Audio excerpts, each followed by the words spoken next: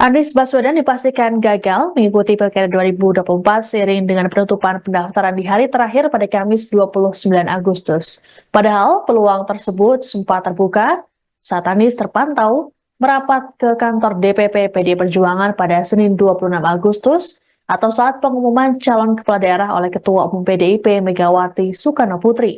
Namun selang sehari, bukan nama Anies, melainkan Pramono Anung yang ditunjuk PDIP untuk maju Pilgub Jakarta.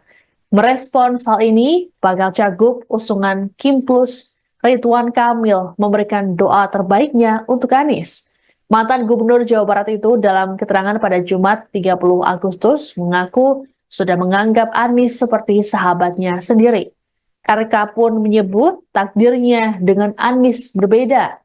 Ditemui di kantor DPP Golkar Jakarta, RK mengatakan sejatinya dirinya ingin ada banyak kandidat yang bisa maju dalam kontestasi Pilkada Jakarta 2024. Terlebih, dirinya memiliki rekam jejak melawan 8 pasang calon di Pilkada Bandung. RK juga berujar pihaknya senang dengan adanya putusan Mahkamah Konstitusi lantaran membuka ruang bagi kandidat-kandidat potensial untuk maju. Sebagaimana diketahui, Anies mulanya sempat mendapat dukungan dari DPD PKB Jakarta untuk maju Pilkada 2024. Kemudian muncul dukungan dari Nasdem dan PKS. Bahkan PKS sempat memunculkan wacana Anies berpasangan dengan Sohibul Iman yang kemudian disingkat jadi Aman. Hal inilah yang membuat peluang Anies maju secara independen tertutup. Ditambah, selesai pendaftaran calon independen ditutup, Anies justru ditinggal satu persatu oleh partai pendukungnya yang bergabung dengan Kim Plus untuk mengusung Ridwan Kamil. Kesempatan Anies masih terbuka saat PDIP yang jadi satu-satunya partai politik yang tidak tergabung dengan Kim Plus belum mengumumkan calon.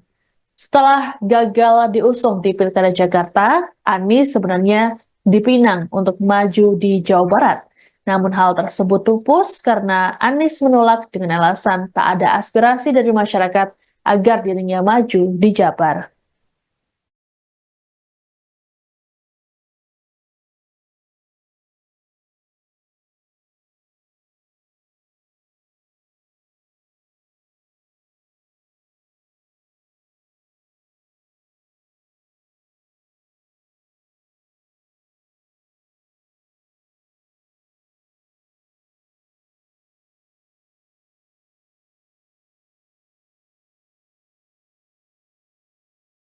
Download Tribun X sekarang, menghadirkan lokal menjadi Indonesia.